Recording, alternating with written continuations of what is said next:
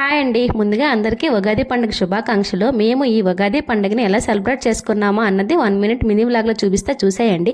ఉగాది పండుగ అనగానే గుర్తొచ్చేది ఉగాది పచ్చడి కదండి. ఈ ఉగాది పచ్చడి చేసుకోవడానికి నేనైతే కొత్త చింతపండు నానబెట్టుకొని ఆ రసాన్ని వేసుకొని అందులో కొంచెం వాటర్ వేసుకొని కారం కోసం మిరియాల పొడి, గట్టుప్పు, చేదు కోసం వేప పువ్వు, చిన్న చిన్న ముక్కలు కట్ చేసుకున్న మామిడికాయ ముక్కలు అన్నీ వేసి కలిపి దేవుడికి నైవేద్యంగా పెట్టి చక్కగా పూజ అంతా కంప్లీట్ చేసుకొని పిల్లలతో సహా కూర్చొని ప్రశాంతంగా ఈ ఉగాది పచ్చడి తిన్నామన్నమాట. ఉగాది పచ్చడి అయితే చాలా బాగుంటుంది కదా, తీతీగా పుల్ల పుల్లగా కారం కారంగా అన్ని రకాల టేస్ట్లకు తగులుతూ భలే అనిపించింది తినంగానే. దీని తర్వాత దేవుడికి ప్రసాదం కోసం స్వీట్ చేద్దామని చక్కెర పొంగల్ చేశాను.